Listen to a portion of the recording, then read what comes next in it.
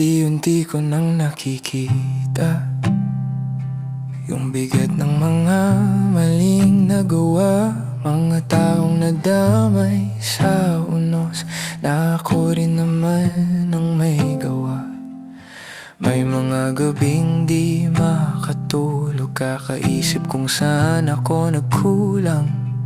At kahit pilitin kong takasan, bumabalik pa rin lahat ng dahilan.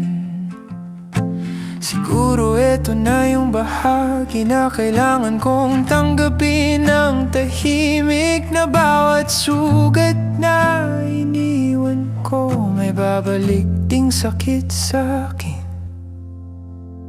Kaya habang nandito pa tayo, gagawa na lang ako ng masasayang alaala. Di ko man mabago ang kahapon, ayokong sayangin pa yung natitirang umaga to.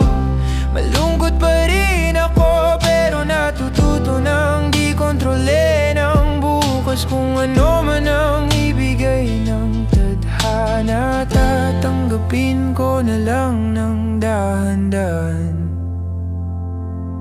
Ayoko nang maulit pa yung mga desisyong sumira sa kanila.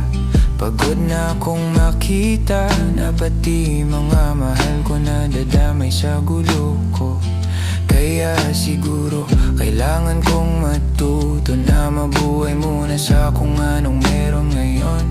Hindi lahat maayos agad, hindi lahat ng sugat maghihilom bukas. At kahit minsan parang gusto ko natakasan na lang lahat ng to, pipiliin ko pa rin manatili at ayusin kahit paunti-unti. Kaya habang may oras pa, yayakapin ko lahat ng natitira, mga tawanan at simpleng usapan, mga gabing tahimik pero may kasama.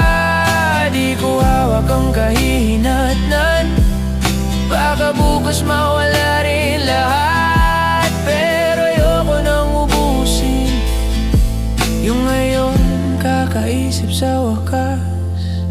Siguro eto talaga ang hirap, kapag huli mo nang nakita lahat na may mga pusong napagod, habang sinusubukan mong hanapin sarili mo.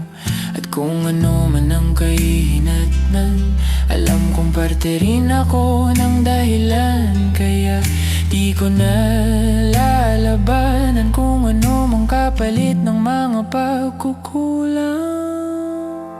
Kaya habang humihinga pa, pipiliin kong maging mas maingat. Di man perpekto at wasak pa rin, ayokong manakit ng paulit-ulit. At kung ano man ang bukas, di ko na pipilitin kontrolin pa.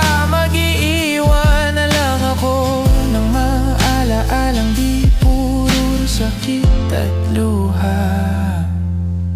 Oh, malungkot pa rin ako, at minsan di ko mapatawad sarili ko. Pero siguro eto muna yung unang hakbang para magbago.